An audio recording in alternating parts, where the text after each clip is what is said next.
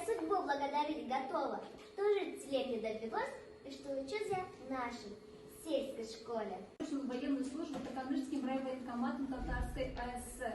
В тот же период он был в числе строителей города Комсомольска, где не раз награждался за добросовестный труд. Вернувшись в родной колхоз, он снова становится председателем. Воевал на фронте, но и писал душевные лирические стихи. Жена и дочь его бережно хранили фронтовые письма со строками из его стихов. Когда мы в тыл врага ходили, отдыхали под сосной, жди, Нива, вернусь к тебе я. Когда чиновники расцвету, вернусь с победой и не имея, в окошко громко постучу. Благодаря лесничим, раввинах, они же нашли, как говорится, могилу случайно.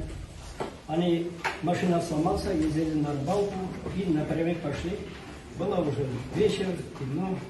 Но он все-таки так, со звездочкой памятника обратил внимание. Значит, здесь похоронен офицер. Не всех так не поставили. Руководителей центров межнационального сотрудничества о той встрече, которая была здесь, в Татарстане, о том, с какой теплотой вы помните своем земляке. Мы тоже очень стараемся эту память сохранить. Нашу Карелию освобождали люди разных национальностей, и мы в каждом районе попросили наших руководителей центров рассказать о тех людей разных национальностей, которые не щадя своей жизни, освобождали нашу любимую Карелию. Здесь есть испанцев, совсем по 17-19 лет добровольцами пошли защищать Карелию. И такой плохой энергии от оккупантов.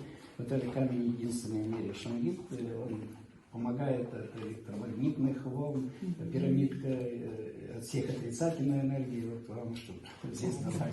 Спасибо вам. От нашей части, от всех поселения.